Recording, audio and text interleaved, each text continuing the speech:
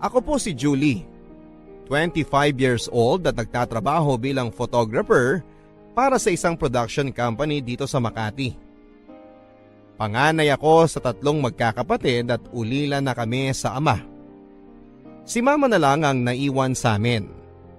Maraming nagsasabi na kamukha ko si Camille Prats noong dalaga pa ito. Pareho kaming cute at masayahin ang aming mukha. Ang totoo niyan ay masayahin talaga ako. Ang sabi nga ng mga kaibigan ko, ang tingin ko daw sa buhay ay half full palagi ang baso at hindi half empty. Kaya palagi ako nakangiti. Kahit nahihirapan na ako ay ngingiti pa rin ako. Ayokong pinapakita sa iba na umiiyak ako. At saka hindi rin naman ako madaling umiyak. Pero kapag umiiyak ako, buhos po talaga. Alam mo Papa Dudut, matindi rin ako kung magkagusto sa boys. Lalo na noong high school ako. Hindi ako nahihiyang magbigay ng love letter o kaya kapag may libreng oras ako ay sinusundan ko yung taong gusto ko. Iniisip ko kasi, masaya ako kapag nakikita ko ang taong gusto ko o yung crush ko.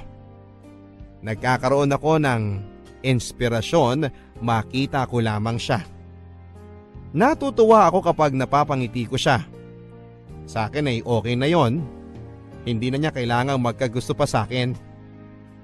Pero syempre mas okay kung magkakagusto siya, hindi ba?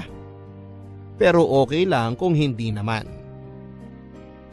Nadala ko yung mga ganitong pag-uugali hanggang sa mag-college ako.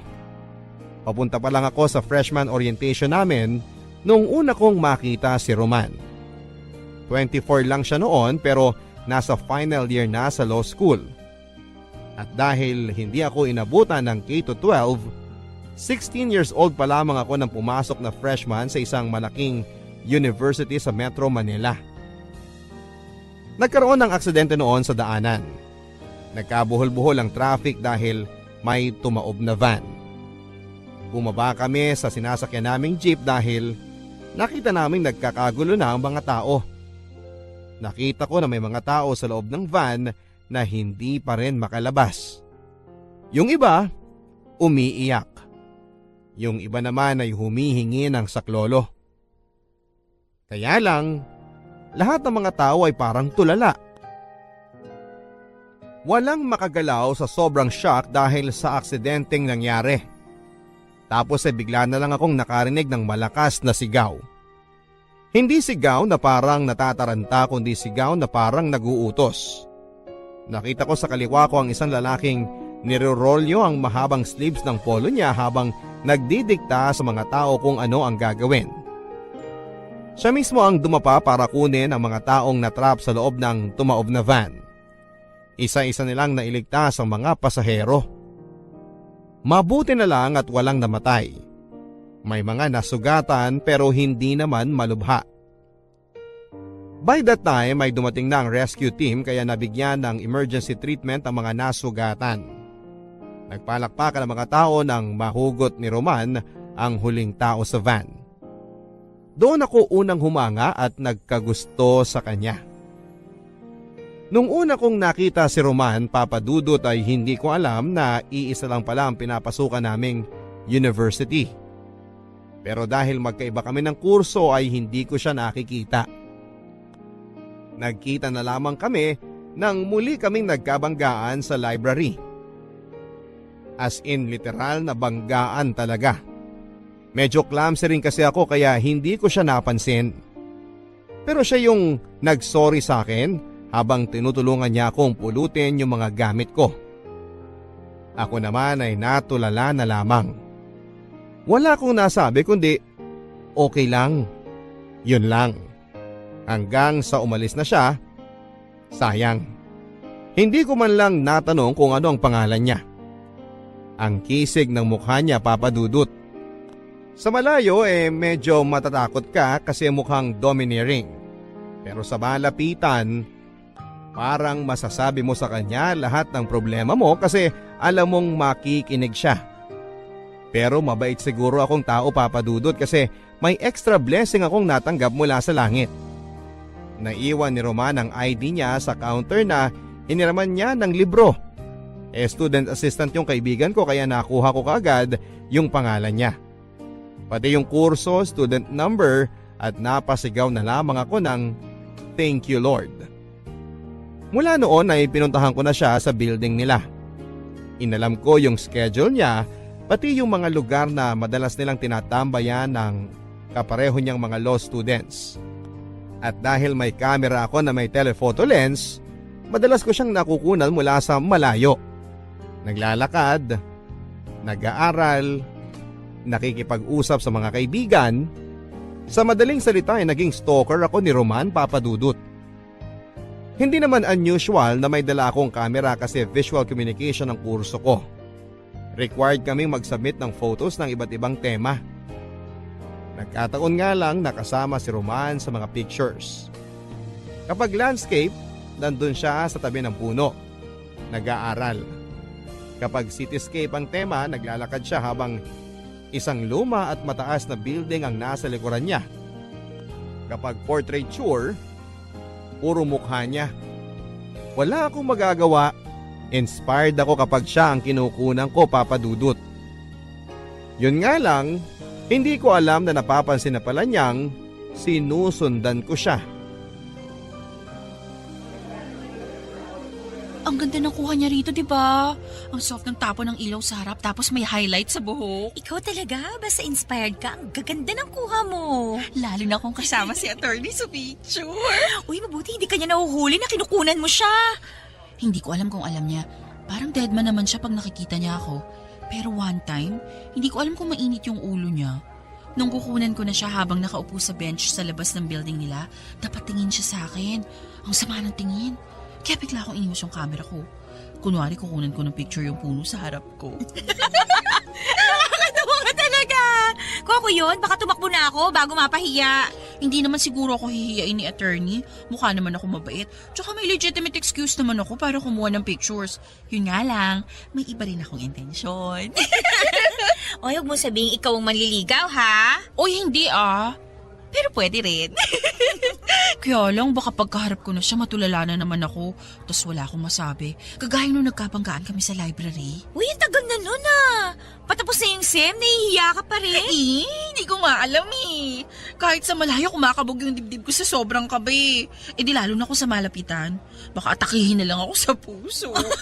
Malamang. Excuse me, ikaw si Julie? Ha? Ikaw si Julie? Oo, ako nga attorney. Ano? Ako si Julie. Hi! Huwag ka masyado maging friendly sa akin. Ha? Kailangan kong i-confiscate yung SD card ng camera mo. SD card ko?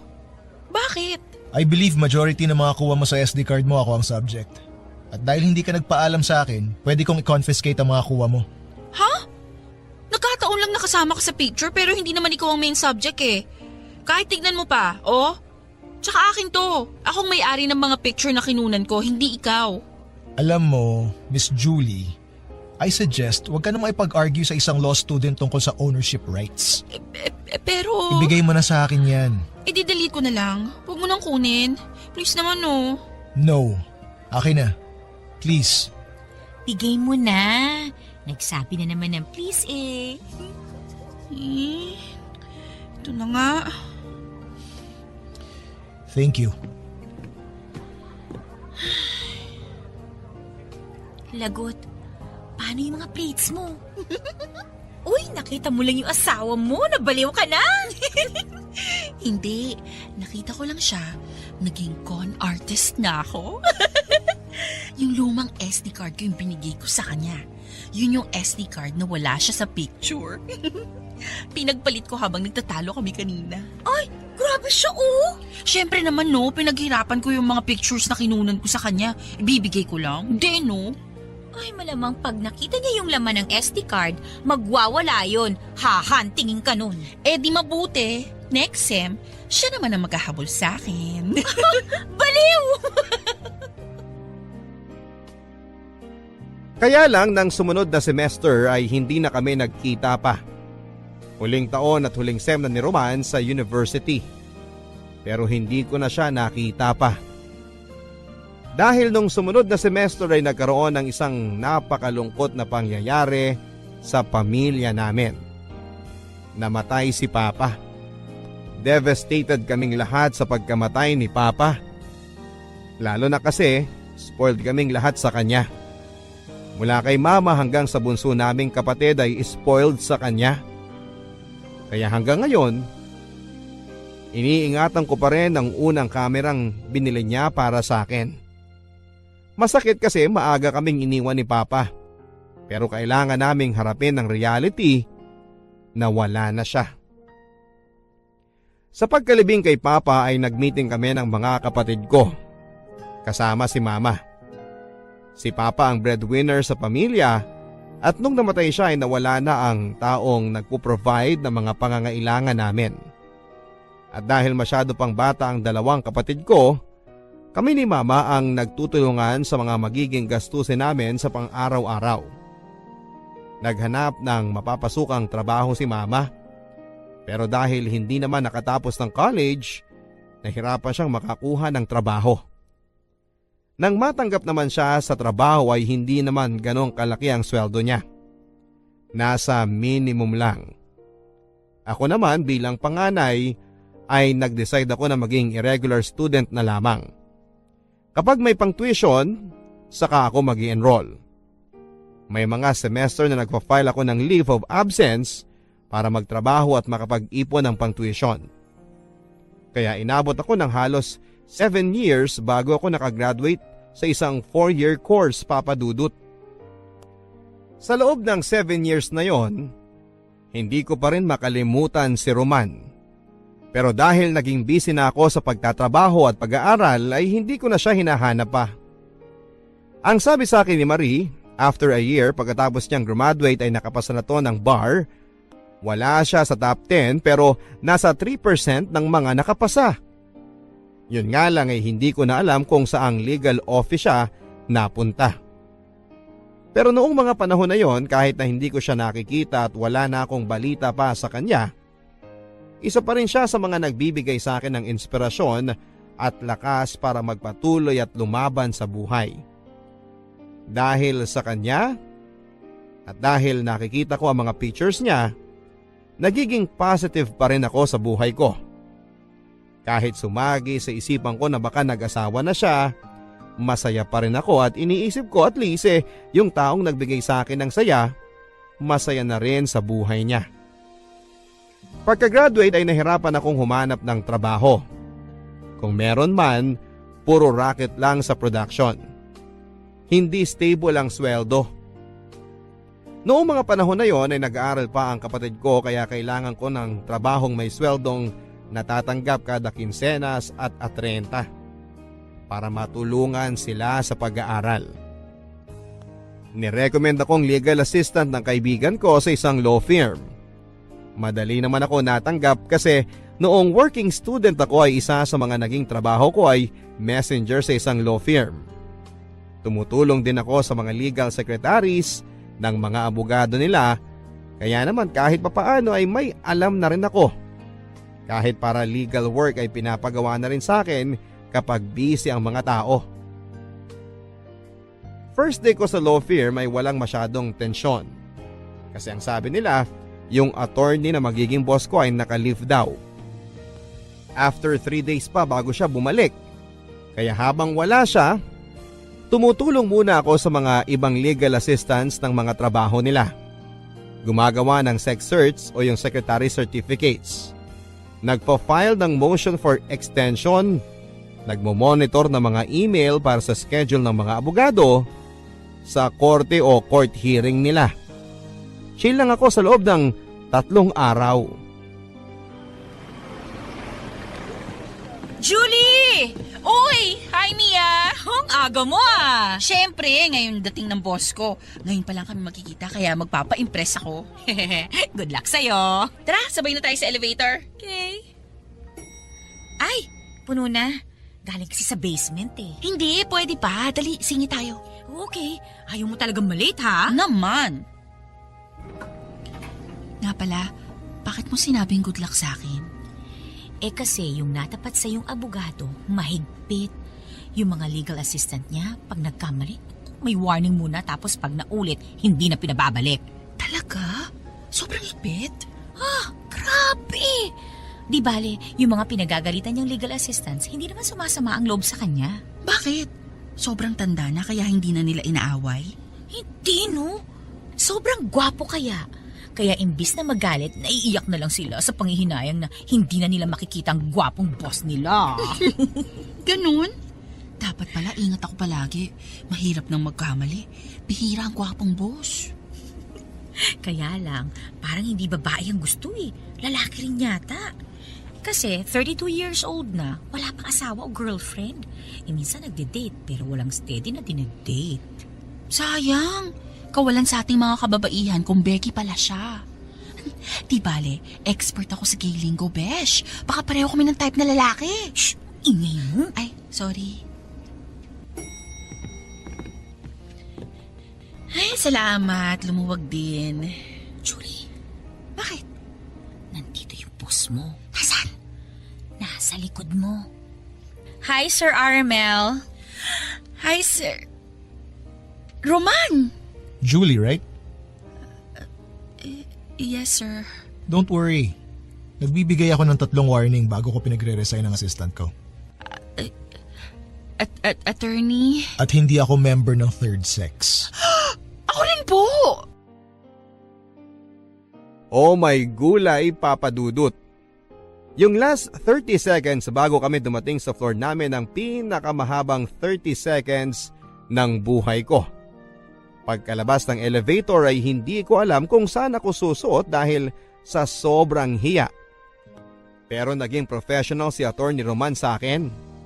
Pinapunta niya ako kagad sa office niya para i-orient ng mga inaasahan niyang gagawin ko bilang legal secretary niya.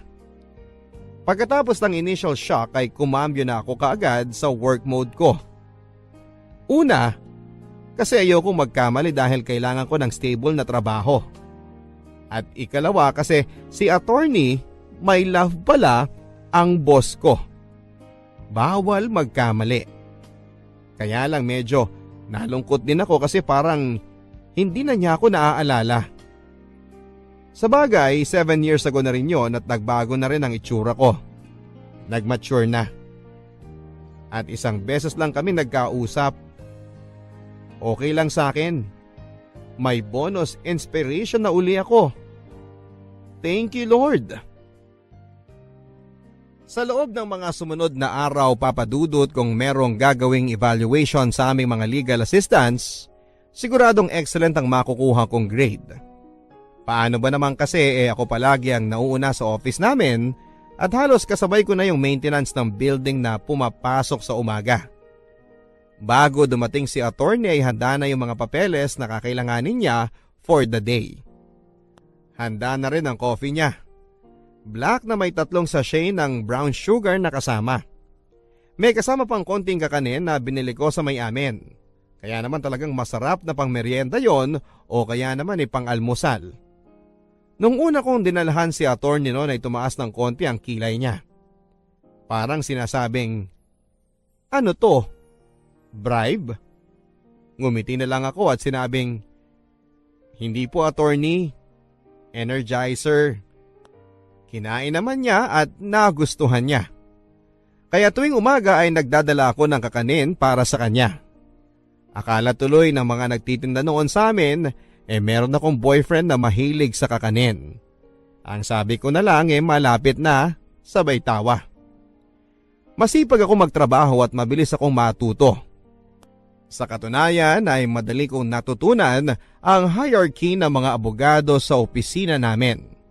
Associate ang tawag sa mga bagong pasok ng abogado. Senior associate naman ang tawag sa mas matagal na ng konti sa kanila. Tapos junior partner at ang pinakamataas ay senior partner. Si attorney ay senior associate pa lang pero ang chismis sa opisina, before the year ends ay gagawin siyang junior partner. Magaling siya Hindi ko pa siya nakikita in court pero ang sabi nila kapag alam nilang si Attorney Roman ang abogado, medyo natatakot ang kalaban. Nalaman ko din na kahit saan pala ay merong discrimination. Kahit sa isang law firm ay siguradong hindi sadya o glaring pero meron. Minsan kahit na hindi namin trabaho ay pinapagawa sa amin. May mga nagpapabili ng pagkain, nagpapabitbit ng mga bag nila sa sasakyan, papupuntahin ka sa bahay nila para pick upin ang ilang mga documents, tapos ay makikidaan pa sa pinalonde nilang suit total on the way naman daw. In other words, hindi lang kami legal assistants, kundi personal na secretary din nila. Ako, okay lang sa akin kahit pagpalinisin ako ni Attorney Roman ng kondo niya. Si Attorney may love naman yun Para sa kanya ay gagawin ko. Kaya lang naaawa ko sa ibang legal assistant. Lalo na kay Mia na napunta sa kanya yung isang babaeng lawyer na medyo matapobre. Yung kapag tinitingnan ka, alam kung peke o branded ang suot mong damit at alam kung may K o wala ang suot mong jewelry. Sa tuwing pinapagalitan ni Attorney Casey si Mia, parang akala mo may nakuha siyang alipin. Pero bumabawi naman ito. Kapag alam niyang napaiyak niya si Mia, kinabukasan ay nagdadala to ng lunch para kay Mia. Ang sarap ng lunch mo ha. Alam mo na kung bakit. Ba't hindi ka kasi magpalipat ng lawyer? Hindi pwede. Dahil kay Attorney Casey kaya ako napasok dito. Isa pa, bumabawi naman siya pag alam niyang pinagalitan niya ako. Tapos uutusan ka niya uli ng mga personal errand niya. Okay lang yun. Sanay na ako. Pag nag-a-abroad naman siya, may pasalubong ako, no? Yung pagkain na binibigay sa eroplano? Halata ba? Oo. O bakit ikaw? Kahit hindi mo na trabaho, ginagawa mo pa rin para kay Attorney Roman. At least si Attorney Roman, hindi niya ako inuutusan. Ako na yung nagkukusang gawin yung ilang personal errands niya. Minsan nga kahit ayaw niya, ginagawa ko pa rin. Papagalitan niya ako, pero alam ko, grateful siya sa ginawa ko kasi nakakatulong ako para mabawasan yung maliliit na bagay na medyo toxic para sa kanyang gawin. May gusto ka kay Attorney Roman, ano? Shh! Huwag mong ilakas! At least ako may motivation para gawin yung ginagawa ko. Tsaka magaling si Attorney Roman. Hoy, magaling din naman si Attorney Casey Marami na nga ako natutunan sa kanya. Magaling ba yung puro motion for extension ng pinapagawa sa'yo? Pa-extend ng mga kaso? Tsaka anong natututunan mo? Umiyak ng tahimik? Julie? Attorney! Nakabalik na kayo galing sa korte sa Bulacan? Obviously. At mukhang hindi mo narinig kasi may iba kayong pinagkakaabalahan. Sorry, sir. Julie, balik na ako sa table ko, Okay. Napa-photocopy mo na ba yung pleadings na pinapafile ko sa korte kahapon? Opo, attorney. Nasa table nyo na po. Good. Julie? Attorney? Na-appreciate ko yung mga ginagawa mo para sa akin pero sana, kung anong advice mo sa kaibigan mo, sundin mo rin. Hindi kayo alalay. Huwag niyong ibaba ang sarili niyo dahil ang nagkataong mas mataas ang ranggo namin sa inyo dito sa office. Sir? Narinig niyong usapan namin? Ibig sabihin... Narinig kong pinag-uusapan niyo si Attorney Casey. Okay. Pareho kaming senior associate ni Attorney Casey. Kaya sana, huwag niyo siyang pagchichismisan. Sorry, attorney. Huwag mong gawing forever ang pagiging legal assistant. May iba ka pang skills na pwede mong pagkakitaan. Ano pong ibig niyong sabihin? Nagkibit balikat na lamang si Attorney Roman sabay pasok na sa office niya. Anong ibang skills ang sinasabi niya, Papa Dudut? Office skills? Alam kaya niyang nagsa-sideline ako kapag weekend para madagdagan ang kita ko? Bigla tuloy akong nahiya. Pero tuloy pa rin ako sa ginagawa kong pagtulong kay Attorney Roman. Wala namang masama. Isa pa ay masaya akong nakakatulong sa kanya. Papa Dudut, nakalimutan kong sabihin na kaya din pala ako medyo asar kay Attorney Casey kasi bukod sa pagiging arogante, ay may gusto rin siya kay Attorney Roman. Technically, karibal ko si Attorney Casey kay Attorney Roman. Hindi lang yun chismis, Papa Dudut. Nakikita namin kapag magkasama sila. Gusto niyang laging nakahawak sa braso ni Attorney Roman. Si Attorney deadma. Kapag nakikita ko nga sila ay parang gusto kong pumagitna na sa kanila at paghiwalayin silang dalawa. Kaya lang, legal assistant lang ako. Wala akong karapatan. Julie, pasok ka rito sandali please. Hi, Julie. Hi, Attorney Casey. Ano yan, Attorney Roman? Kailangan ni Attorney Casey nung manifestations na pinagawa ko sa'yo kanina. Tapos na ba? Opo, tapos na. Wow, Roman. Very efficient talaga ng sekretary mo. Palit na lang tayo. Sanay na sa'yo si Mia. Sanay na sa akin si Julie. Huwag mo nang guluhin ang sistema. Ang selfish mo naman. Ano, Julie, payag ka? Po? Mabait naman ako eh. Tsaka pag nasa akin ka, papalitan natin ang style mo ng pananamit. Gagawin kitang mas feminine, hindi yung puro maong at polo shirt ka na lang.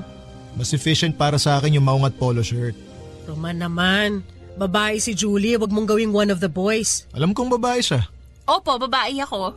Sabagay, kaya siguro yung messenger sa 7th floor may crush sa'yo. Alam mo ba yun, Roman? Hindi ako interesado. Alam mo, Julie, bagay kayo ng messenger. Ano ang pangalan nun? Si Ernie po. Kaibigan ko lang yun. Mas kaibiganin mo pa, Julie. Pareho kayo masipag, pareho kayong rank and file. I'm sure magiging compatible kayo sa isa't isa. Parang kami na naman. Bagay kami, hindi ba? Stop it, Casey. Hindi ka nakakatawa. Hindi naman ako nagpapatawa eh. Dapat kasi kung kanino ka lang bagay, doon ka lalapit. Hindi mo pwedeng abutin yung mga bagay na hindi mo kayang abutin. Hindi ba, Julie? Pwede naman pong tumungtong sa hagdan pag hindi na maabot. Ano? Nangiinis ka ba? Ay, hindi po, Attorney Casey. Pinatatawa ko lang kayo kasi masyado kayong seryoso ni Attorney Roman. Talaga? Katulad nung pinatawa mo ako nung maling SD card ang binigay mo sa akin dati. Maling SD card? Sige ba, kukunin ko lang yung pinapagawa nyo? Anong SD card? Private joke. Naaalala niya, Papa Dudut. Naaalala pa rin niya ako. Naaalala pa rin ako ni Attorney. Halo-halong emosyon ang naramdaman ko pagkatapos ko sa office ni Attorney Roman. Masaya kasi ang ibig sabihin, hindi niya ako nakalimutan. Takot kasi ibig sabihin nun, baka gantihan niya ako sa maling SD card na ibinigay ko noon sa kanya. Hiya, kasi ibig sabihin alam niyang may gusto ko sa kanya at ako ang dati niyang stalker. Baka isipin niya na sinusundan ko siya.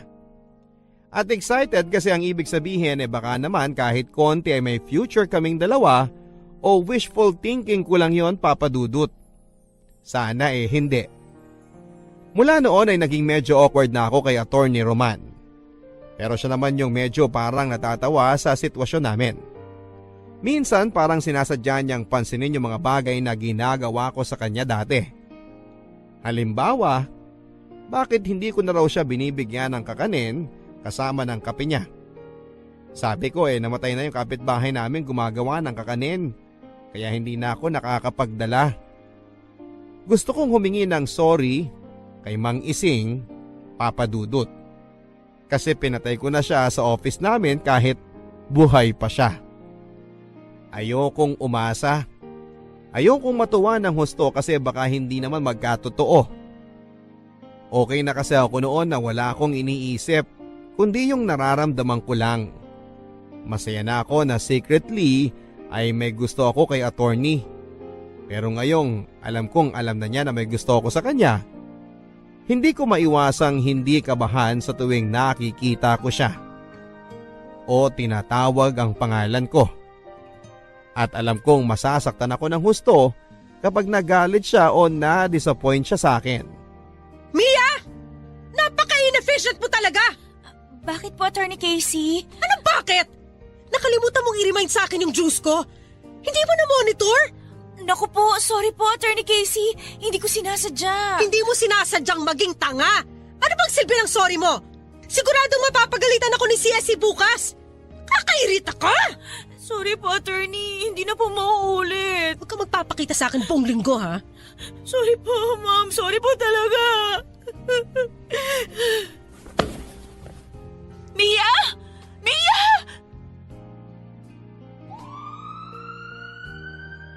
Oh, tapos ng palabas. Ba't nandito pa kayo sa labas? Nagkamalay na si Mia. Pinadala ko na lang sa ospital para makasigurong hindi nabagok ang ulo niya at lalo maging inefficient. Hindi maganda yung sinabi mo, Casey. Bakit? Kasalanan ko bang hinimatay siya? Hindi ko naman siya sinaktan. Mahina kasi ang loob. Kaya kinakayan-kayanan niyo siya. Ano? Julie! Matagal na nagtitiis sa inyo si Mia, Attorney Casey. Hindi niya kayo sinasagot dahil may utang na loob siya sa inyo. Pero wala kayong karapatang insultuhin ang pagkatao niya. Sekretary niyo siya, hindi niyo siya alalay o alipin. Abogado pa naman kayo, hindi kayo marunong kumilala ng karapatang pantao ng bawat nilalang? Roman, patigilin mo sekretary mo kundi irereklamo ka siya sa senior partner natin para mapaalis na yan. You don't have to do that. Bago mo siya maisumbong, paalisin ko na siya rito. Attorney... I'm sorry, Julie. Tama ka, pero hindi tama ang ginawa mo. Hindi ko mapapalampas yon sa isang subordinate. Okay lang, Attorney. Huwag na kayong mag-abala na sisandehin ako. Magre-resign na lang po ako. Kahit masakit, Papa Dudut, ay nag-resign ako. Pero hindi masama ang loob ko. Ang tanga ko pagdating sa pag-ibig, no, Papa Dudut. Hindi na nga ako kinampihan ng taong mahal ko. Naiintindihan ko pa kung bakit niya ginawa yon. Ayokong maging minus point sa kanya ang pagkakaroon ng sekretary na walang manners at paalaaway. Ayokong dahil doon kaya hindi siya gagawing junior partner kasi kapag nangyari yon, ako ang unang malulungkot. At saka ang sabi naman niya, meron akong ibang skills na pwede kong magamit kung sakali. Kaya hindi ako natatakot na mag-resign. Nangihinayang lang ako kasi malaking tulong sa pamilya namin yung 15 at 30 na siguradong sweldo ko. Pero kilala ko yung pamilya ko. Alam ko na maiintindihan nila kung sakaling tipid muna kami hanggat hindi ako nakakahanap ng kapalit na trabaho. Nagbigay ako ng 2 weeks notice sa opisina para makahanap sila ng ipapalit sa akin at ma-endorse ko ng maayos sa papalit sa akin ng trabahong iiwanan ko sa kanya. Si Attorney Roman, hindi ko alam kung galit sa akin o masama ang loob kasi masyadong formal ang trato sa akin. Parang ako ang sinisisi niya na nag-resign ako. Pagdating nung huling araw ko sa opisina, nagpaalam ako kay Attorney. Attorney Roman, Yes? magpapaalam na po ako sa inyo. Maraming salamat po sa lahat. Sa lahat ng ano? Sa kabutihan nyo, sa mga itinuro nyo sa akin, at sa mga advice nyo sa akin. Yun lang? Opo. Sigurado ka? Okay, magiging honest na ako. Salamat kasi ikaw ang naging inspirasyon ko habang nagtatrabaho ako dito. Dahil sa'yo, naging masaya ako. At sorry kasi na-disappoint ka sa akin dahil sa ginawa ko kay Attorney Casey. At sorry, hindi na kita pinupo. Hindi mo ba ihihingi ng sorry yung ginawa mong panloloko sa akin 7 years ago? 7 years ago? Ibig sabihin yung... SD card. Grabe naman tong magtanim ng galit, ang lalim ng ugat. Sorry dun sa SD card. May malilipatan ka na bang trabaho? Maghahanap pa ako. Okay lang? Huwag ka mag-worry, makakahanap din ako ng ibang trabaho. Naalala mo si Gilier, yung classmate ko sa law school? Yung kasama ko nung binigyan mo ako ng maling SD card. Gilier palang pangalan niya. May-ari siya ng isang production house. Naghahanap siya ng in-house photographer. Stable na trabaho. Gusto mo subukan? Ire-recommend mo ko? Gusto mo ba? Oo naman. Wow, salamat attorney. Oh, ba't umiiyak ka? Kasi hindi na kita makikita. Sorry attorney. Siguro by now, alam mo nang mula noon hanggang ngayon, may gusto ako sa inyo. Pero huwag kayong mag-alala. Hindi ko naman ihihingi na ibalik nyo sa akin ang pagmamahal na binibigay ko. Okay na akong nasabi ko to sa inyo. At least pag alis ko dito, wala akong regrets. Salamat sa masayang 7 years, attorney. Maraming salamat din. Pinuntahan ko yung production house na sinasabi sa akin ni Roman, Papa Dudut. Nagulat ako kasi hindi siya cheap na production house. Marami silang ads na ginagawa at hindi basta-basta ang mga kliyente nila. Nakilala ko kaagad si Gilier, yung kaklase ni Roman. Ibinigay ko yung resume ko at in-interview niya ako. Nakapasa ako bilang in-house photographer nila. Pati ako ay nalula sa bilis ng mga pangyayari. Pero hindi ako nagrereklamo kasi ito yung ideal situation para sa akin. Ginagawa ko ang trabahong gusto ko na may stable na sweldo.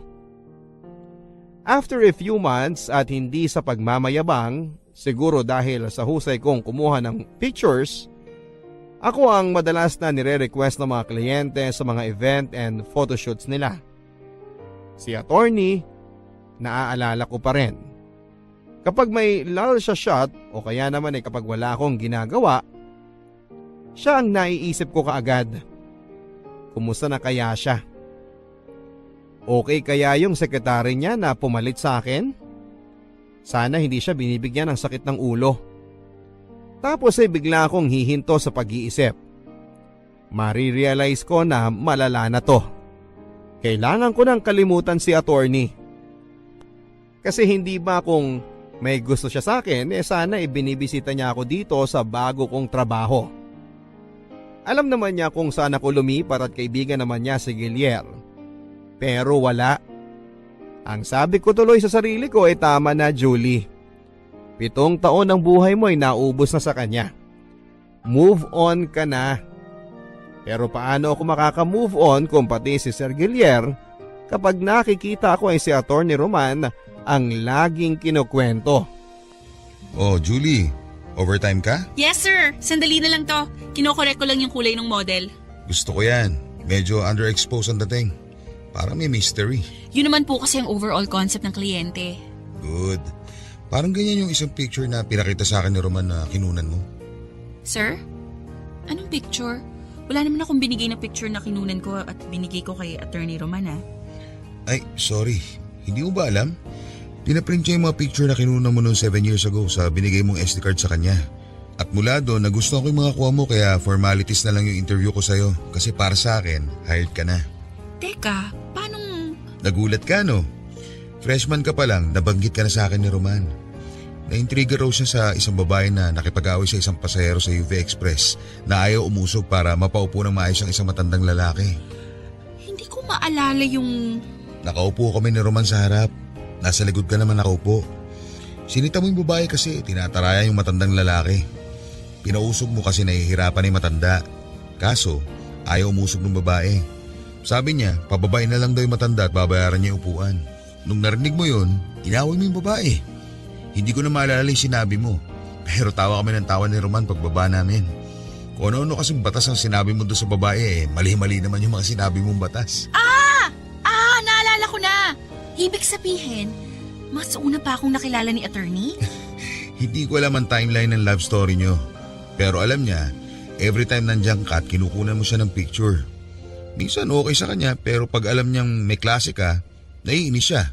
Kasi alam niya nag-cut class ka dahil sa kanya. Sabi pa niya, ikaw raw ang stalker angel niya. May sense of justice para sa ibang tao pero para sa sarili, wala. Para namang telenovela to, sir. Ang hirap paniwalaan. Ewan ko sa inyong dalawa. Natatawa nga ako nung kinuwento niya na ikaw ang legal assistant niya. Alam mo bang hindi niya alam kung anong gagawin niyang trato sa'yo? Teka.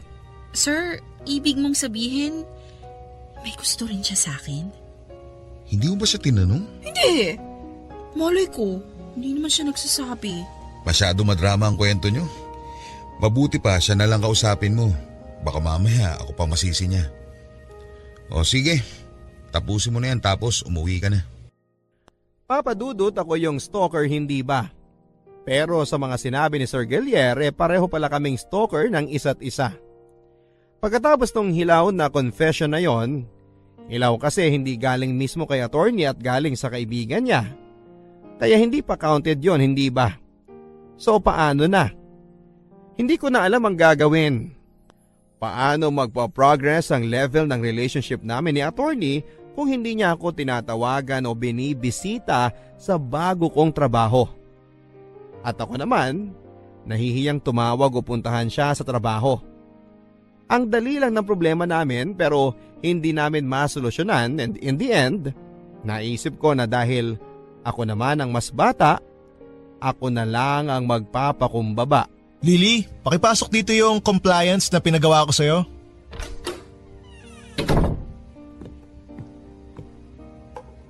Ano to? Humingi ba ako ng coffee at pagkain na… Julie! Long time no see. Kung hindi pa talaga ako pupunta dito, hindi mo ako pupuntahan sa trabaho ko? Bakit naman kita pupuntahan sa trabaho mo? Di mo ako kukumustahin? Sinasabi naman ni Gilier sa akin kung anong ginagawa mo sa opisina niyo, kaya alam ko kung okay ka o hindi. Alam mo, nakakaloka ka. Ako? Bakit? Gusto pa talaga babae yung manliligaw sa'yo? Liligawan mo ako? Depende. Depende sa ano. Kung magpapaligaw ka. Baliw ka talaga.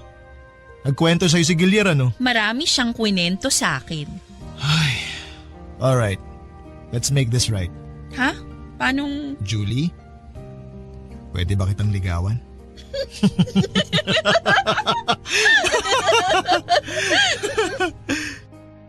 After 8 years ay naging kami ni Attorney Roman Papadudut. Ang haba at ang corny ng love story namin. Puro hit and miss pero sa bandang huli, na-hit din. Apparently, hinanap din niya ako pagka-graduate niya. Pero dahil naging abala na sa bar at sa trabaho ay hindi na niya ako pinursu. At noong nakita niya akong muli, nagulat daw siya. Gusto na raw niyang itanong kung bakit ako nandun sa law office o kung saan daw ako nagpupunta pero pinigilan niya ang sarili niya dahil siya ang boss ko. Sa ngayon ay magto 2 years na kami ni attorney. Hindi na namin kailangang i-stalk ang bawat isa para ipakita ang pagmamahal namin. Sana na-inspire ang mga tagapakinig ninyo sa kwento namin ni Roman Papadudut. Alam kong hindi lahat ng kwento ng pag-ibig nyo sa Barangay LS nagtatapos ng happy ending at my forever. Pero sana, sa pamamagitan ng kwento namin ay ma-inspire silang muli at maniwala na posible pa rin ang happy ending sa kwento ng pag-ibig nila. Isang magandang araw sa lahat ng mga kapuso at kabarangay na nakikinig ngayon sa inyong programa. Ako nga pala si Dexter. 36 years old at nagtatrabaho sa isang advertising company dito sa Mandaluyong. Sa totoo lang, ngayon pa lamang ay medyo naluluhan na ako habang sinusulat ko ito. At sana ay mai-share ko ng maayos ang kwento namin ni Aubrey. Papadudot bago pa lamang ako noon sa kumpanya bilang isang production artist nang makilala ko si Aubrey. Siya ang aming creative director. Sa unang beses pa lamang na pagkikita namin sa opisina niya para ipaalam sa akin ang mga dapat at hindi ko dapat gawin sa oras ng trabaho ay aminado akong attracted na ako sa kanya. Maganda kasi talaga siya, Papadudut. Matangos ang ilong, makinis ang mukha at singkitin ang kanyang mga mata. Idagdag pa na maganda ang kutis niya at balingkinita ng kanyang katawan. At para mas lalo ninyong ma-imagine kung gaano siya kaganda, ay malaki ang pagkakahawig niya kay Miss Sanya Lopez. Kaya walang lalaki ang hindi hahanga sa unang beses na makita siya. Pero sa kabila ng napakagandang mukha ni Aubrey, ay ang pagiging mataray at suplada niya, Papadudut. Medyo perfectionist siya pagdating sa kanyang trabaho. At sa konting pagkakamali mo lamang ay ipaparamdam niya sa iyo na parang ikaw ang pinakabobong empleyado niya sa opisina. Minsan ko na kasing naranasan na masigawan niya nang nagkamali ako sa trabaho. At paglabas ko nga ng opisina niya, naabutan ko pa ang mga kasamahan ko sa trabaho na nagkakatuwaan at nagpupustahan kung hanggang kailan daw kaya ako tatagal bilang production artist ni Aubrey. Marami na raw kasi ang nag-resign dahil sa ugali niya. At akala ko rin na hindi ako tatagal sa trabaho ko. Pero hindi ko napansin na halos 1 taon na pala ako dito sa kumpanya. Papadudot sa mga kaopisina ko rin nalaman na si Aubrey ang tipo ng babae na walang alam puntahan kung hindi bahay at trabaho lang. At kahit kailan daw kasi ay hindi siya sumama sa kahit na anong get-together na para sa mga empleyado. Wala rin siyang kahit na sinong matatawag na kaibigan o close man lang sa opisina. Siguro nga kasi ay masyado siyang mataray. Siya yung tipo ng boss na kahit konting pagkakamali lang ng isang empleyado ay parang magugunaw na ang mundo sa galit. Hoy Lily, thank you dito sa regalo ah. Kailangan ko talaga nito kasi wala na akong lalagyan ng mga sapatos sa bahay. You're welcome. O ikaw naman Dexter, sino nabunot mo sa exchange gift natin? Ikaw na lang ang hindi pa nagbibigay ng regalo ah. Ay, wala siya dito eh. Paanong wala? Halos lahat naman tayong creative team. Nandito na sa pantry. Nauna na nga lang kumain yung iba. Except for Dragonessa Queen! Oo nga no. Sanay na kasi akong hindi siya nakikita every mini Christmas party natin at exchange gift. Counted nga pala siya. Oo, counted siya. Ako pa nga ang nabunot niya eh. Nakita ko na lang kanina na may regalo sa table ko. Kaya palang aga niyang pumasok kanina. Ayaw niya siguro may makakita sa kanya na naglalagay ng regalo sa table mo. Siguro nga. Kasi ako yung pinakauna sa atin pumasok pero pagdating ko kanina, nasa table na siya ng office niya. So paano ba yan Dexter? Mukhang kakailanganin mo talagang pumasok sa isang nag-aapoy na kuweba para maibigay ang regalo mo sa kanya.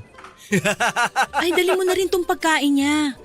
Pinagtabi na namin siya kasi alam namin na hindi siya pupunta dito sa pantry para makipag-celebrate. Bakit naman? Dahil ba sa religion niya? Hindi no? Alam mo yan si Dragonessa? Sa ilang taon namin nagpapasko dito sa opisina, kahit kailan, hindi pa nakipag-celebrate sa amin. Paano makikiselebrate? Subsub nga sa trabaho. Lunch break nga niya, hindi siya lumalabas ng opisina niya. Kasi nga, mas gusto niya mag-amoy kuweba siya kaysa makibonding sa atin.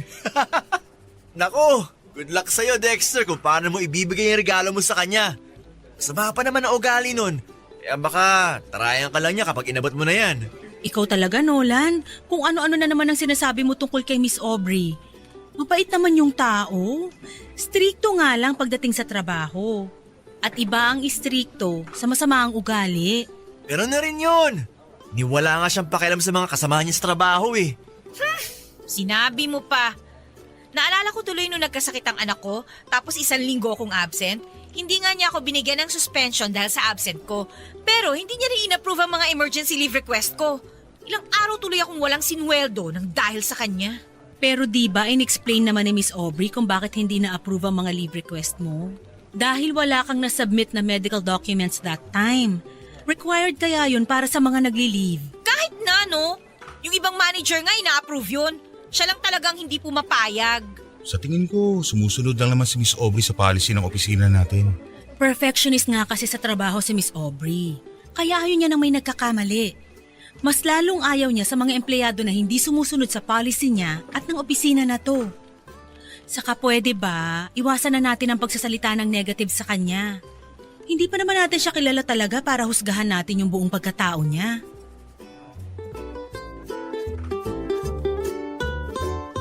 Papadudo, tama naman ang office mate ko na si Lauren sa mga sinabi niya. Istrikta si Aubrey pagdating sa trabaho pero hindi ibig sabihin noon ay masama na ang ugali niya. Gusto niya lang na maayos ang mga trabaho namin sa opisina. Lahat ng malamig na pakikitungo niya sa amin at kasungitan niya ay ginagawa niya yon para mas ayusin namin ang kanya-kanyang trabaho. Isa pa ay hindi naman talaga namin siya kilala para husgahan sa kung sino talaga siya. Papadudot na tapos ang mini Christmas celebration na walang Aubrey na dumating para makijoin sa amin. Ang sabi ni Lauren ay normal na raw yon. Mas magugulat pa raw sila kapag bigla na lang sumulpot at nakikain si Aubrey. Kagaya ng dati ay nakakulong lamang siya buong maghapon sa opisina niya. Ni hindi ko siya nakitang lumabas para kumuha ng pagkain o inumin.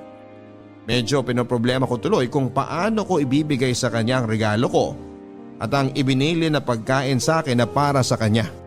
Sa totoo lang papadudot ay natuwa ako ng pangalan niyang nabunot ko para sa exchange gift namin. Kahit noong una ay napapaisip na kagad ako sa kung ano kayang regalo ang ibibigay ko sa kanya at kung paano ko yon iaabot. Pero mas nangibabaw pa rin ang tuwa dahil magkakaroon ako ng dahilan para makausap siya ng hindi related sa trabaho. Sa totoo lang para kasing ang hirap niya kasing lapitan at kausapin. Lalo na kung hindi trabaho ang pag-uusapan. Kaya naman magkahalong kaba at excitement ang naramdaman ko habang inaabangan ko siyang lumabas ng opisina niya. Kaya lang nang ma-imagine ko na baka tama si Nolan at tarayan niya lang ako kapag binigay ko sa kanya ang regalo, ay nag-decide akong ilagay na lang yon ng palihim sa opisina niya.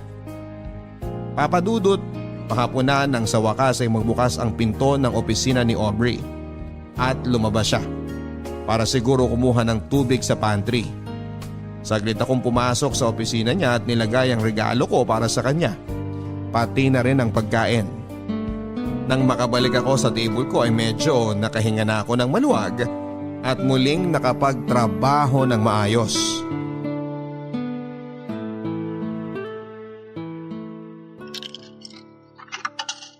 Grabe, ang lamig sa loob. Buti na lang coffee break ko na. Pakakuha nga muna ng kape. Si Miss Aubrey ba yung nag-iossi mag-isa dun? Siya nga.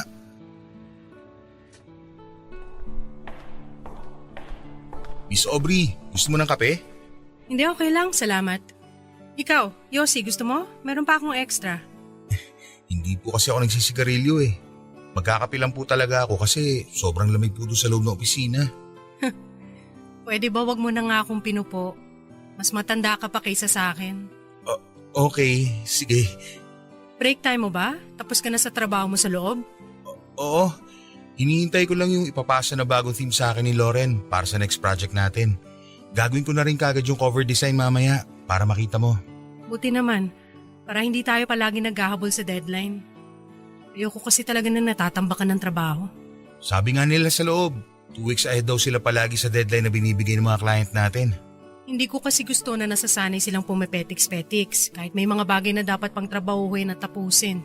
Sa bagay, mas okay naman talaga yun. Para hindi tayo nape-pressure palagi sa deadline. Salamat nga pala dun sa regalo mo. Wala yun. Saan mo pala nabili yun? Tsaka, paano mo nasigurado na wala pa akong kopya nun? Alam mo kasi, ilang taong ko nang hinahanap yung librong yun eh. Nakita ko kasi yung bookshelf mo sa office at yung collection mo ng mga libro. Pareho kasi kayo ng collection ng tita ko eh. Kaya napansin ko na parang kulang ka ng isang title ng book na yon. Talaga? Mahilig din siya magbasa ng novel? Oo, lalo na ng mga romance novel. Actually, kung mapapansin mo nga, medyo luma na yung binigay ko. Hiningi ko lang kasi yun sa kanya. Kaya dinagdagan ko na lang ng imported na tsokolate yung regalo ko sa'yo. Okay lang. Ako nga sobrang hirap na hirap talaga akong hanapin yun eh kasi laging out of stock. Ilang beses na ako nag-request sa mga bookstore pero wala pa rin. Kahit nga sa mga international online shop, hindi siya available. Buti pala yun talagang naisip ko iregalo. Sa totoo lang medyo nahirapan ako maganap na ibibigay sa'yo kasi parang halos lahat meron ka na eh. Hindi, no, ano ka ba? Anyway, thank you ulit dun. Na-appreciate ko yung pagiging observant mo sa loob ng opisina ko. Walang anuman. Alam mo, mag-iisang taon na ako dito sa kumpanya pero parang ngayon lang kita nakita ngumiti ng ganyan. Bagay pala talaga sa'yo. Ano bang sinasabi mo dyan? O sige na, babalik na ako sa loob. Huwag ka na magtatagal dyan ha, marami pa tayong trabaho.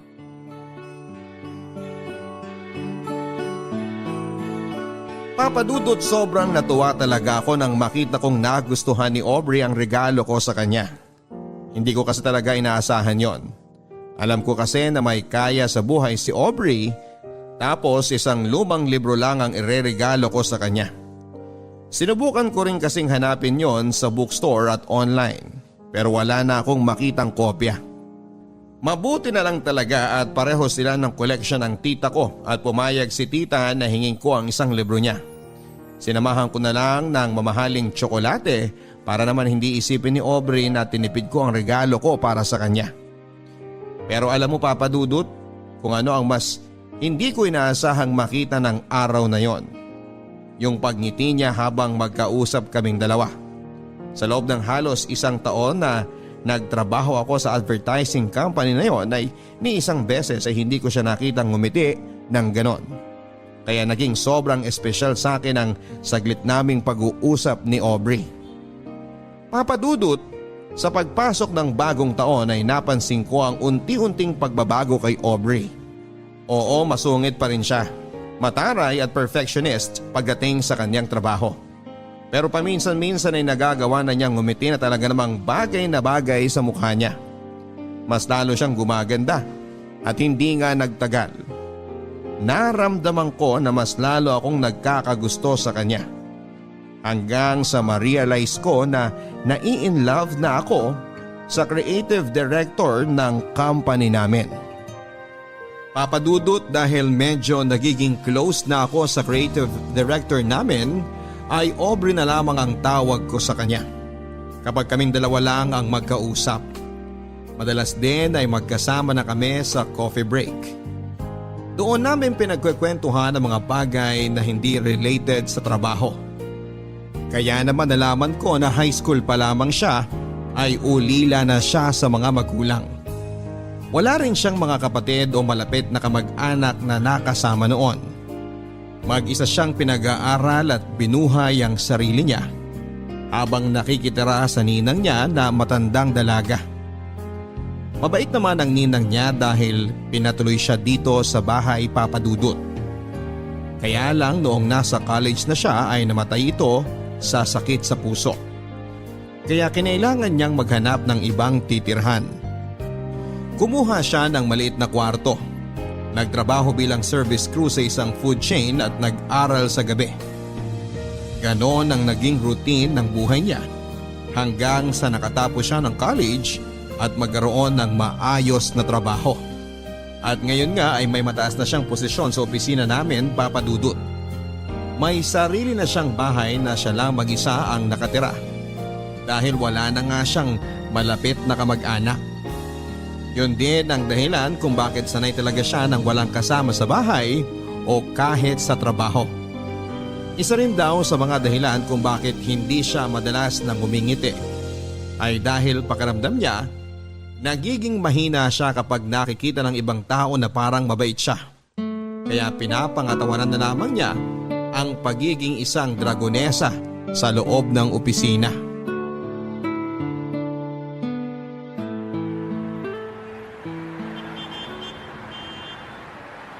Ano ba yan?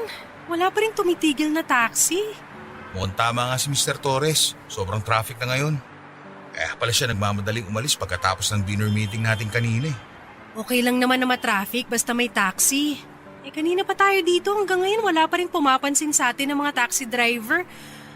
Ay, sakit na nga ng mga binti at paa ko dahil dito sa sapatos ko eh. Ganito na lang. Isang jeep lang yung bahay ng tita ko mula dito. Gusto mo, magpalipas muna tayo ng oras doon? Actually, reunion kasi namin ngayon. Ako lang yung absent sa aming magpipinsan. Ha? Bakit hindi mo sinabi na may kailangan ka palang puntahan? Sana ako na lang ang nakipag-meet kay Mr. Torres kanina.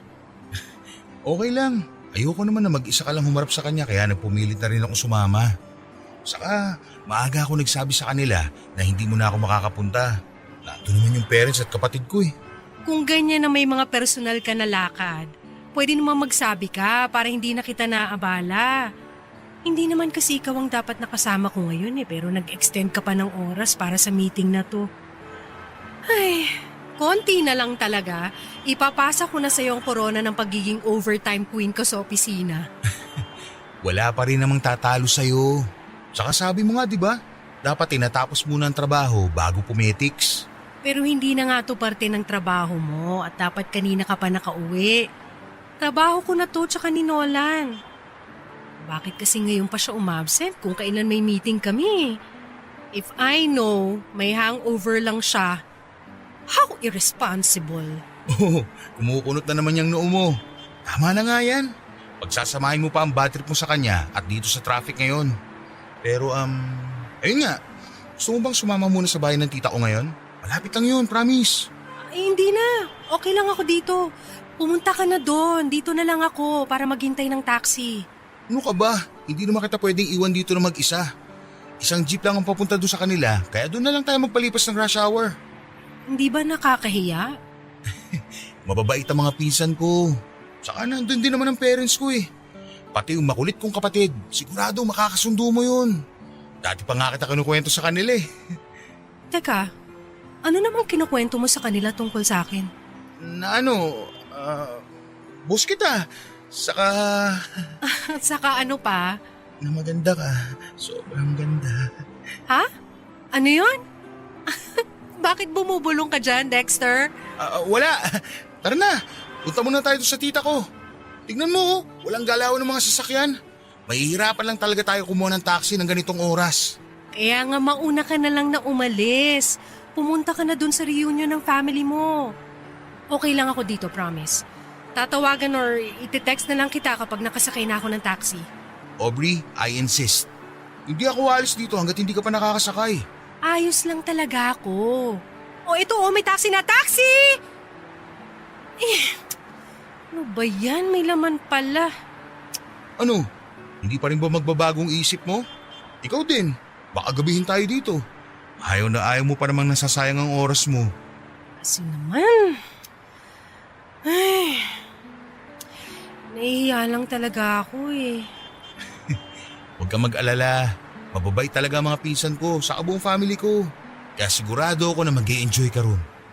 Sa tingin mo ba, okay lang talaga sa kanila na pumunta ako? Oo naman. Sabi ko nga diba, matagal ka na nilang gustong makilala ng personal. Saka akong bahala sa'yo kung sakaling gabihin man tayo. Ihatid kita pa uwi. Kaya tara na. Ako na magdadala nitong bag mo.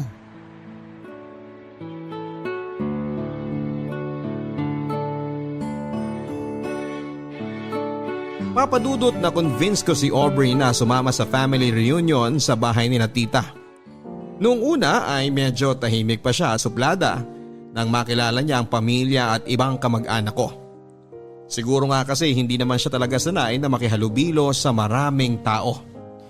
Pero nang lumapit na sa kanya ang nakababata kong kapatid na babae na totoo namang makulit at madaldal, doon na rin siya nagsimulang ngumiti at makipagkwentuhan. Hanggang sa pati ang pinsan ko, kinakausap niya na rin at nakainuman pa niya. Kaya pumayag na rin siyang ihatid ko siya pauwi sa bahay niya pagkatapos ng reunion. Papadudot simula ng araw na yon ay mas nakilala ko si Aubrey. Yung totoong siya na hindi nagtatago sa pagiging isang dragonesa ng opisina. At dahil naramdaman ko na wini-welcome niya ako sa buhay niya bilang isang malapit at totoong kaibigan, mas ipinakilala ko rin ang sarili ko sa kanya. Kung dati-rate bahay at opisina lamang ang alam na puntahan ni Aubrey, nagkaroon na kami ng chance na dumaan sa coffee shop pagkatapos ng trabaho. Pero hindi para sa isang client meeting, kung hindi para kumain, magkape at magkwentuhan. Madalas din kapag weekend ay nasa bahay namin siya. Kung hindi sila magkakwentuhan ng kapatid kong babae, tumutulong naman siya sa pagluluto kay mami. Pati na rin ang mga pinsan ko na pumupunta sa bahay, nakabanding niya at hindi siya matalo-talo pagdating sa inuman. Alam mo papadudot, pakiramdam ko nga minsan ay nag-iiba si Aubrey kapag nasa labas na siya ng opisina. Nawawala na kasi yung pagpapanggap niya na mataray siya at sobrang perfectionist sa buhay. Kapag magkasama kami, nagagawa na niyang ngumiti at tumawa. Nasanay ako sa ganong setup namin. Kaya nang minsang mag-leave siya sa trabaho niya ng halos 2 linggo, na alam kong hindi niya talaga ginagawa, ay dinalaw ko siya sa bahay niya para kumustahin siya. Ang sabi niya sa akin ay may trangkaso lamang siya at pagaling na rin siya. Dumalaw raw kasi ang mga pinsan niya na galing sa ibang bansa na kaagad din namang umalis. Pero iba ang naging kutob ko, papadudot. Lalo na nang bigla na lang siyang nahilo habang magkausap kami.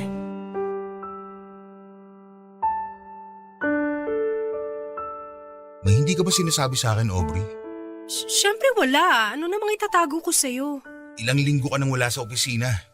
Akala ko nga may trangkaso ka o sadyang masama lang ang pakiramdam mo. Kaya hindi mo nasasagot ang mga tawag ko.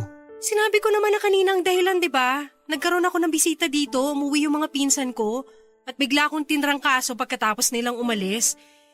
Ilang beses ko bang kailangan ulitin sa'yo yun? Pero sinabi mo rin sa akin noon na halos wala ka ng kamag-anak na malapit sa'yo. Wala ka nang nakakausap sa kanila. Bakit biglang may mga pinsan ka na darating tapos magagawa pang makitulog dito sa inyo? Hindi ba talaga pwede mangyari yon? Wala ba talagang tao na pwede maging concern sa akin at gusto ako makasama? Hindi naman sa ganun. Kasi kung may totoong tao nag-aalala sa'yo, ako yun. Magtapat ka nga sa akin. May sakit ka ba? Ano bang sinasabi mo? Pwede ba, itigil na nga natin to pag-uusap na to. Wala akong sakit at wala akong tinatago sa'yo. Bakit ba kasi ang dami mong tanong? Concerned lang ako. Kasi syempre kaibigan mo na ako. Kaya nag-aalala ako sa'yo. Pero wala nga kasi akong tinatago. At wala rin akong dapat sabihin sa'yo. Tsaka sino ka ba? Sino ka ba sa buhay ko para mag-usisa ng kung anong-ano sa akin? Alam kong nasanay ka ng mag-isa. Walang sinasabi ng problema mo o nararamdaman mo. Pero inuulit ko, kaibigan mo ako. Alam mong handa ako makinig kahit ano pa yan. Umuwi ka na lang kaya. Kung ano-anong iniisip at napapansin mo eh. Dahil sigurado ako na may dapat akong malaman. Aubrey, ano ba?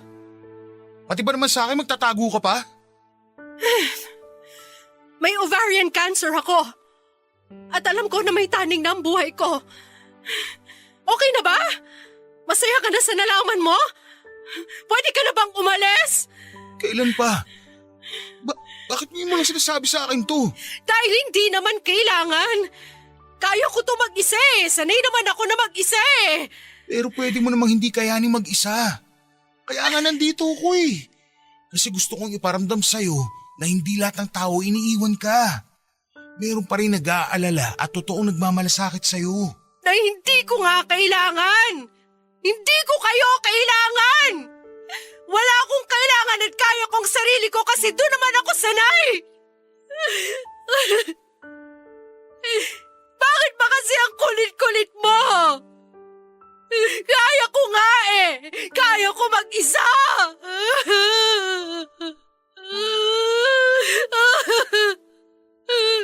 Kaya ko.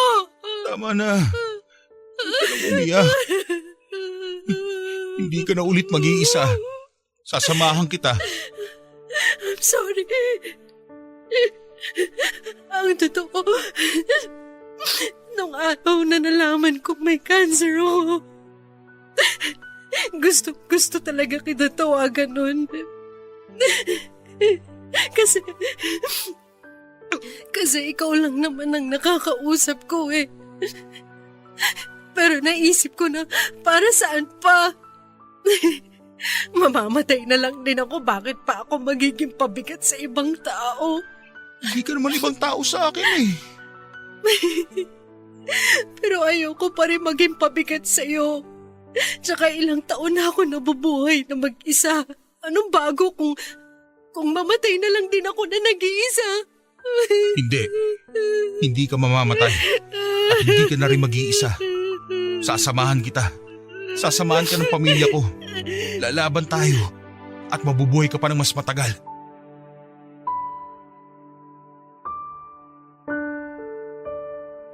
Sobra akong nasaktan nang malamang ko ang tungkol sa stage 2 ovarian cancer ni Aubrey Papadudut.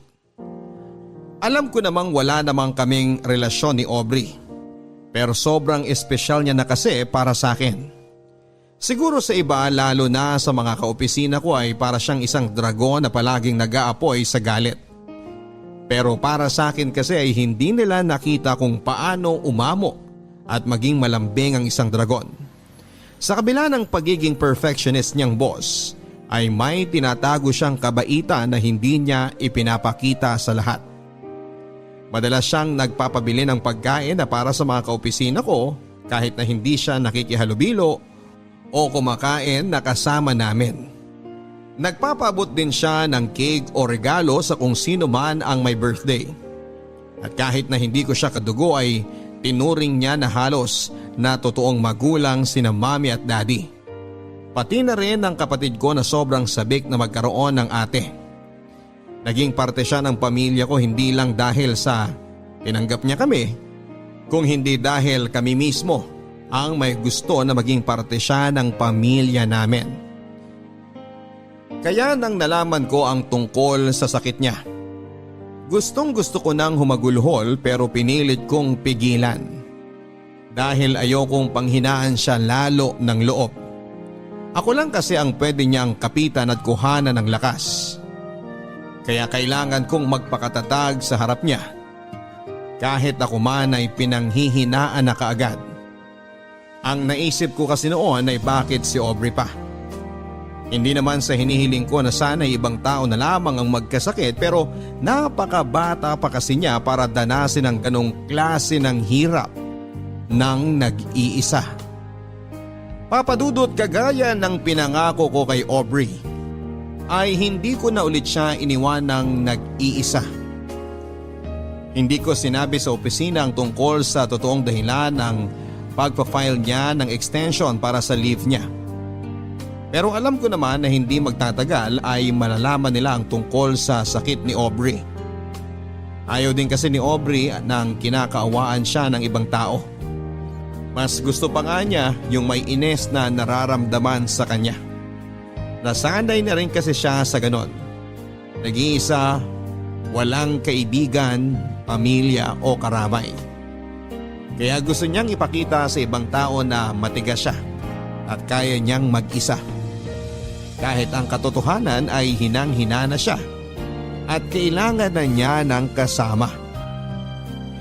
Papadudot, mula nga ng araw na nalaman ko ang tungkol sa sakit niya, ay madalas na akong pumupunta sa bahay niya. Palagi niya rin akong kasama sa mga check-up hanggang sa therapy niya. Nung una ay palagi niyang sinasabi na kaya niya at hindi niya kailangan ng tulong ko o ng kahit na sino. Pero syempre hindi ako papayag sa pagkakataon na ito na kayanin pa niyang mag-isa. Gusto kong iparamdam sa kanya na may kaibigan na siya sa katauhan ko at pamilya na rin niya ang pamilya ko. Hindi ko alam kung gaano ko pa siya katagal na makakasama at ayokong isipin na malapit nang magwakas ang buhay niya. Naniniwala at nananalig pa rin ako na gagaling si Aubrey. Mabuti siyang tao at hindi niya deserve ang ganitong klase ng sakit o sitwasyon para sa sarili niya.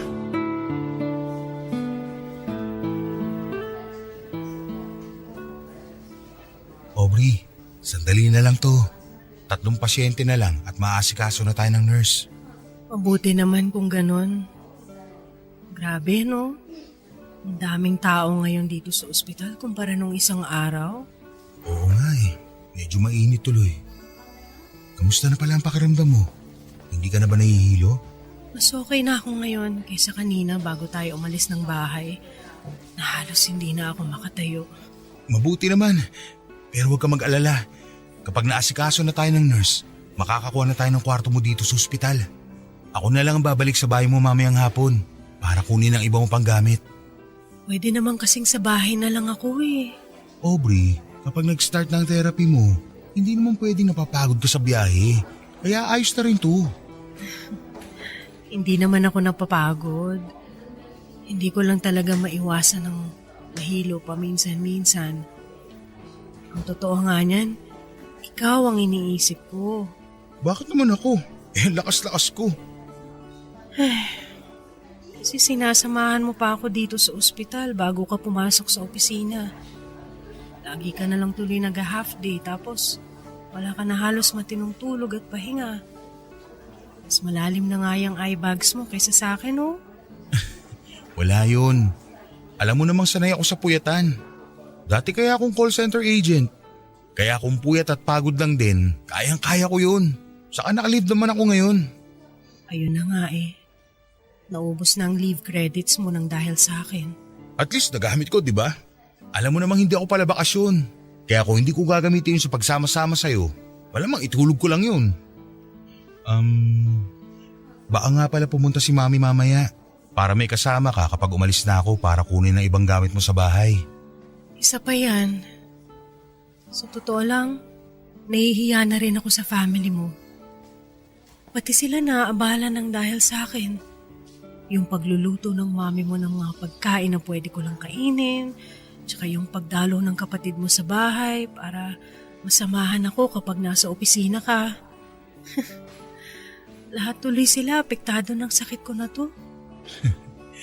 Ayan ka na naman eh. Sabi ko naman sa'yo, di ba? Si Mami nagsuggest na ipagluto ka ng mga kakainin mo. Saka yung kapatid ko, enjoy na enjoy siya lagi makipagkwentuhan sa'yo. Siya pa nga nag-aalala na baka napapagod ka na raw sa kadaldalan niya eh. Kaya huwag ka na mag-isip ng kung ano-ano, okay? Ito kasi talaga yung ayoko eh. Minsan na nga lang ako mapalapit sa ibang tao. Nagiging pabigat pa ako. Kaya nga pinipilit ko na lang na ilayo ang sarili ko kasi ayokong dumating ang araw na... Shh! Tama na, Aubrey. Hindi ka na iba sa pamilya ko. Nakita mo naman kung paano ka nila tinanggap nung unang beses ka pa lang nilang nakilala, hindi ba? Kaya wag na wag mong iisipin na nagiging pabigat ka sa amin. Thank you, Dexter, ha? Thank you talaga sa inyong lahat.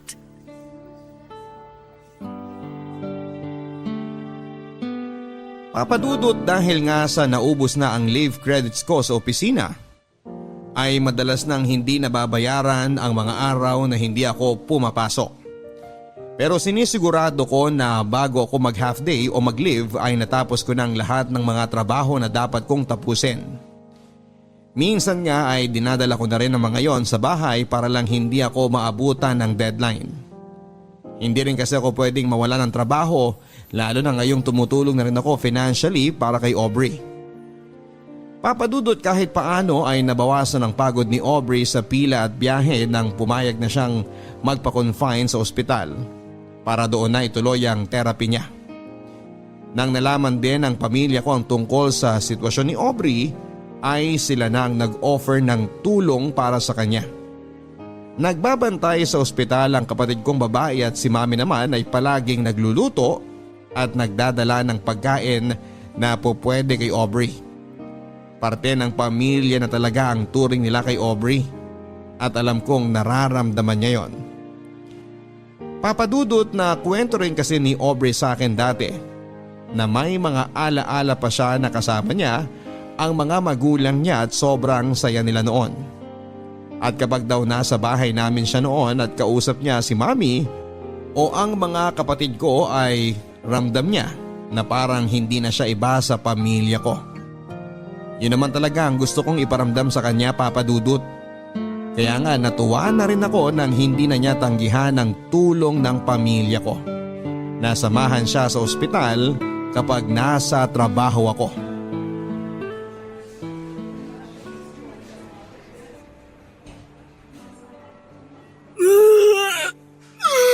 Sige, ilabas mo lang lahat yan. Pagkatapos, gagaan na ulit ang pakiramdam mo.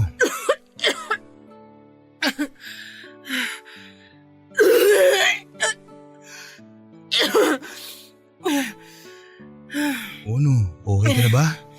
Okay na bang pakiramdam mo? Medyo okay na. Sandali lang ha. Lilinisin ko lang to.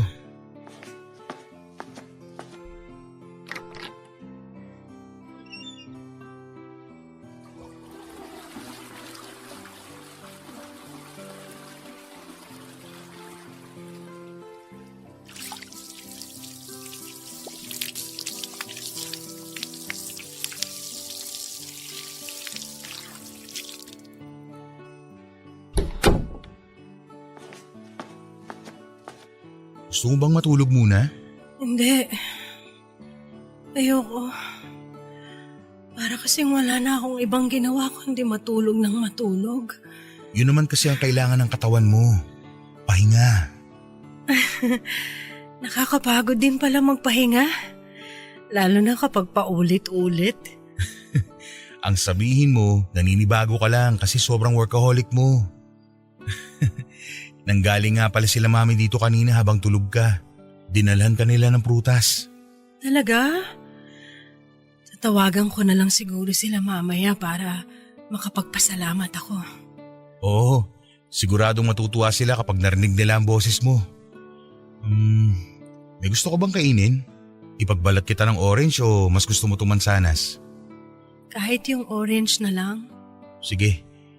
Si tita nga pala dapat dadalaw din ng isang araw. Kaya lang nagkasakit si Lola kaya hindi natuloy. Pero lagi niyang sinasabing namimiss ka na raw niya. Yung mga pinsan ko naman nangungulit. kung kailan ka raw ba ulit nila makakainuman. Ang sabi ko, magpalakas muna sila ng atay para matalo ka nila. Tapos Gusto ko nang umuwi. Hindi pa pwede, Aubrey. Kaya ko namang bumiyahe pa uwi pagkatapos ng chemotherapy. Pero mas mapapagod ka kapag nag-uwian tayo sa bahay mo. Nakaya ko naman dati, di ba? Mas maaalagaan ka ng mga nurse dito.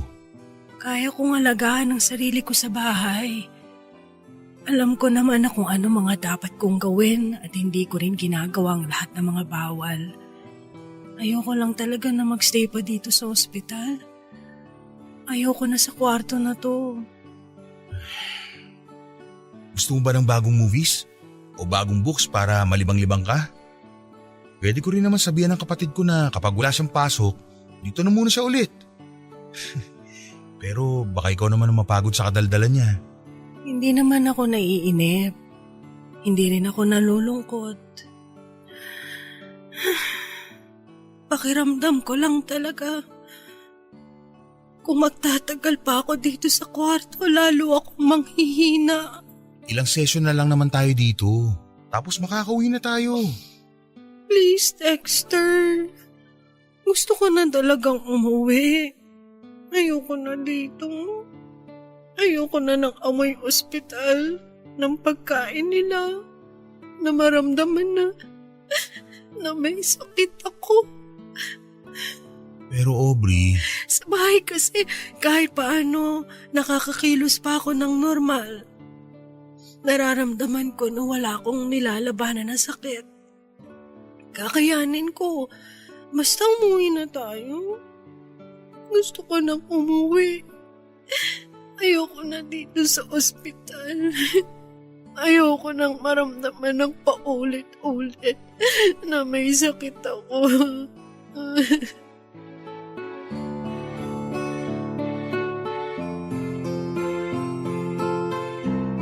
Papadudot pakiramdam ni Aubrey ay mas nanghihina siya kapag nakakonfine siya sa ospital. Kahit para sa akin ay mas convenient pa ngayon dahil may 30 minutes din ang biyahe namin tapos ay pipila pa kami. Pero hindi ko na nga napilit pa si Aubrey na magstay kami sa ospital. Papadudot pagkalipas ng 2 araw ay umuwi na kami sa bahay ni Aubrey. Pumupunta na lamang kami sa ospital kapag schedule na ng therapy niya. Matatag si Aubrey at kahit kailan ay hindi niya ako pinakitaan ng kahinaan o pagkapagod. Wala akong reklamo na narinig at palagi lang siyang nakangiti kapag tumitingin sa akin. Bagay na nagpapalakas lalo sa loob ko na malalampasan niya ang lahat ng ito. Malalampasan namin ang magkasama. Iba kasi ang dating na mga ngiti niya sa akin. Para bang gusto niyang iparamdam sa akin na kagaya ko ay lumalaban din siya at pareho kaming umaasa na gagaling siya. Papadudot sa totoo lang ay nagsisimula na akong panghinaan ng loob na malalampasan ni Aubrey ang napakabigat na pagsubok na ito. Lalo na nang tumaas sa stage 3 ang ovarian cancer niya na sinundan ng panghihina lalo ng katawan niya. Pero nakikita ko pa rin ang determinasyon niya na lumaban. Bagay na muling nagbigay ng lakas ng loob sa akin para magpakatatag. Kung si Aubrey nga ay nangihina na ay pilit na nagpapakatatag at nagpapakalakas. Ano pa ako na walang iniindang sakit sa katawan. Kaya kailangan kong taasan ang pananalig ko na gagaling siya at malalampasan niya ang lahat ng ito. Papadudot habang tumatagal na nakakasama ko si Aubrey ay mas lalo ko siyang minamahal. Pero pinigilan ko ang sarili ko na sabihin sa kanya ang bagay na yon. Ayoko kasing isipin niya na baka naaawa lang ako sa kanya. Kaya sa halip na marinig niya sa akin ang tungkol sa nararamdaman ko, ginawa ko na lamang ang lahat para maiparamdam sa kanya kung gaano ko siya kamahal. Inalagaan ko siya, inasikaso at kahit kailan ay hindi iniwan. Kasama ko ang pamilya ko sa pagpaparamdam kay Aubrey na hindi siya nag-iisa at may mga tao na nagmamahal at patuloy na nagmamalasakit sa kanya. Sa paraan na yon, alam ko na magpapakatatag siya at lalaban. Hindi lang para sa sarili niya kundi para na rin sa amin. Papadudot dahil nga sa indefinite leave ni Aubrey sa kanyang trabaho, nalaman na ng mga kaopisina namin ang totoong nangyari sa kanya. Pati na rin ang dahilan kung bakit palagi akong late sa trabaho ko. Half day o naka-leave. Halos lahat sila ay nakisimpatya sa pinagdadaanan ni Aubrey, Papadudot. At dahil nga madalas akong naka-leave without pay sa opisina namin, nagsimula ko na ring magastos ang mga ipon ko.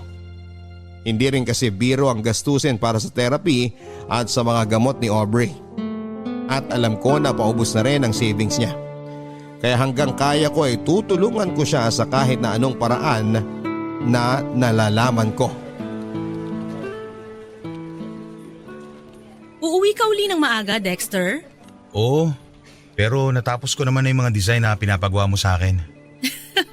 Paano mo hindi matatapos madaling araw pa lang yata nandito ka na sa opisina. Yung totoo, natutulog ka pa ba? Oo naman no. We, hindi nga pare. Oo nga, sa biyahe. Grabe siya! Sa biyahe talaga? Ang sakit kaya sa ulo matulog sa loob ng taxi o kaya sa jeep, no? Naku, sinabi mo pa. Pero yung totoo, Dexter, bakit mo ginagawa yan? Ang alin? Ang lahat ng yan para kay Miss Aubrey. Uy, Dexter, mag-on na ba kayo? Hindi, magkaibigan lang kami. Wala na kasi siyang ibang pamilya o kamag-anak dito eh. Kaya walang ibang mag-aasikaso sa kanya kung hindi ako na lang. Buti na lang talaga kahit papano nandyan ka. Alam ko namang mabait si Miss Aubrey. May pagkamataray lang talaga. Saka ayaw niya lang talaga ng may nagkakamali sa trabaho lalo na kapag nagiging cause of delay. Totoo yun, mabait talaga siya. Nasanay lang talaga siya mag-isa at hindi nakikihalubilo sa mga tao. Ay, medyo nagigilty nga ako eh. Ang dami ko kasi naging kapalpakan sa trabaho. Pakiramdam ko tuloy, masyado ko siya ini-stress nung nandito pa siya sa opisina. Mabait naman kasi talaga si Miss Aubrey. Sadyang mahigpit lang siya pero may pakialam siya sa mga empleyado niya. Madalas kaya siyang nagbibigay ng mga regalo kahit hindi natin siya binibigyan ng kahit na ano. At nagpapakain kapag may okasyon kahit hindi siya lumalabas ng opisina niya. Alam mo, naisip ko rin yan.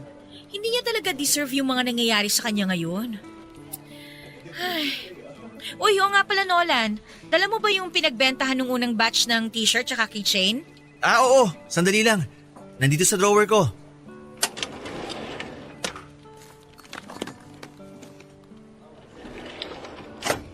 O pare, tanggapin mo to. Oh, para saan tong sobre ng pera? Konting tulong para kay Miss Aubrey. Nitong mga nakaraang buwan kasi, nag-isip kami kung paano kami makakatulong sa kanya. Sa inyong dalawa. At ito ang naisip naming paraan. Gumawa kami kasi ng fundraising dito sa office. Nagpagawa tsaka nagbenta kami ng mga t-shirt at tsaka keychains. Alam namin na medyo maliit na halaga pa lang yan kumpara sa gastusin niya ngayon. Pero sana makatulong. Malaking tulong na to para sa kanya. Yung pag-aalala niyo pa lang sa kanya at paggawa ng mga ganitong bagay. Sobra-sobra na kayong pasasalamatan ni Aubrey kapag nalaman niya to. Basta pare, kung may iba pa kayong kailangan ni Miss Aubrey na pwede namin maitulong, magsabi ka lang ha. Palaging kasama si Miss Aubrey sa mga dasal namin. Naniniwala kami na malalampasan niya ang lahat ng to. Salamat talaga sa inyo ah. Sobrang laking tulong nitong ginagawa niyo para sa kanya. Para lalong mapalakas ang loob niya. Huwag kayong mag-alala. Makakarating ang lahat ng tulong at mensahe niyo para kay Aubrey. Papadudot, hindi ko inaasahan ang ginawang pag-abot ng tulong ng mga kaopisina ko kay Aubrey. Alam ko naman na nagiging usap-usapan na si Aubrey sa trabaho dahil sa sakit niya. Pero hindi ko alam na gumawa na pala sila ng paraan para makatulong. Akala ko kasi ay wala talaga silang pakialam kay Aubrey. Dahil sa paniniwala nga ng mga ito na masama ang ugali niya. Pero heto sila at nagkaisa na gumawa ng fundraising para makapagbigay ng financial support. Papadudot nang sabihin ko kay Aubrey ang tungkol sa tulong na inabot ng mga kaopisina namin at patuloy na pagbebenta ng mga ito ng t-shirt at keychain para makalikom pa ng pera, ay hindi na niya napigilan ang sarili niya na maiyak. Nagigilty daw siya dahil pakiramdam niya ay hindi naging mabuti ang treatment niya sa mga ito. Pero heto sila at nagmamalasakit para sa kanya. Kaya raw kapag nabigyan siya ng isa pang pagkakataon ay babawi siya sa mga ito. Papadudot sinabi ko naman sa kanya na wala siyang dapat na ipag-alala. Dahil naiintindihan ng mga kaopisina namin na ginawa niya lang ang tama pagdating sa trabaho. At alam ng mga ito kung gaano siya kabuting tao. Hindi niya kailangang bumawi dahil lumaban at gumaling lang siya sa sakit niya ay sapat na yon para masuklian lahat ng tulong na ibinigay ng mga taong nagmamalasakit sa kanya. Nakausap ko yung kapatid mo kanina sa telepono. Ang kulit-kulit pa rin talaga. Kung pwede raw na dito na lang siya sa bahay matulog araw-araw para may kasama siyang manood ng K-drama. Ang sabi ko naman, kapag weekends na lang para pwede siyang magpuyat, diba? Dexter? Okay ka lang? Naririnig mo ba ako? Ha? Oo, okay lang. Bakit naman hindi ako magiging okay? Ano nga yung kinukwento mo? Tungkol kay mami, hindi ba? Ay, tungkol sa kapatid mo, ang sabi ko. Kausap ko siya sa telepono kanina. Ah, oo nga. Sorry. Medyo nabibingi lang ako. Last session na nga pala natin sa chemotherapy mo next week, no? Nag-file na rin ako ng leave for 1 week. Bakit magli-leave ka pa?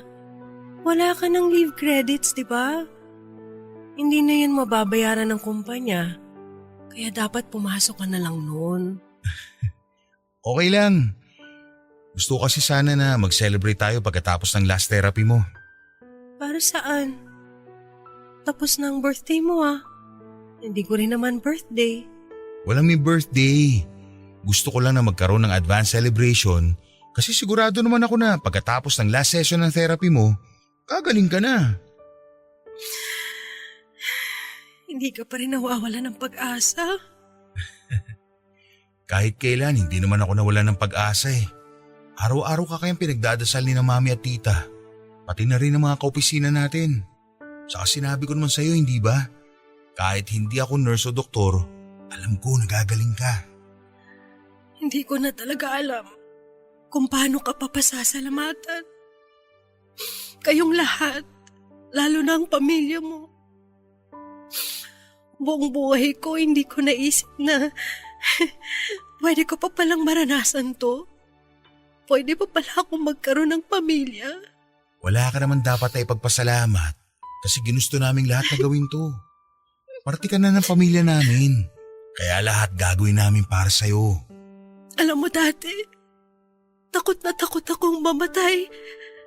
Kasi hindi ko ma-imagine kung paano mamamatay ng nag-iisa. Walang pupunta sa burol ko. Walang makikiramay. Walang iiyak. Aubrey, hindi ka na nag-iisa ngayon. At hindi ka rin mamamatay. Ngayon hindi na ako takot. Pero handa na rin akong lumaban. Kasi honestly, nawala na ako ng pag-asa noon eh. Tinanggap ko na hanggang dito na lang talaga ako. May pag-asa pa tayo. Kakayanin natin to. Ay. Oo. Kakayanin ko pa. Dahil sa tuwing nakikita ko kayo ng pamilya mo, pakiramdam ko, nabubuo ulit ako. At sa tuwing hawak mo ang mga kamay ko kagaya ngayon, lumalakas ako. Kaya nga hindi ko nabibitawan itong mga kamay mo kahit kailan. Alam mo, kung pagbibigyan lang talaga ng Diyos na madugtungan pa ulit ang buhay ko, o kahit hanggang dito na lang talaga ako, magpapasalamat pa rin ako ng paulit-ulit sa kanya kasi kahit sa kahuli-hulihang sandali ng buhay ko, naranasan ko pa rin kung paano maging parte ng isang masayang pamilya. Basta lalaban pa rin tayo ha. Walang susuko sa atin. Sasamahan kita kahit na anong mangyari. Hinding-hindi ka nabibitiwan ng mga kamay ko. Oo, lalaban ako. Lalaban ako para sa'yo. Para makasama ko pa kayo ng mas matagal.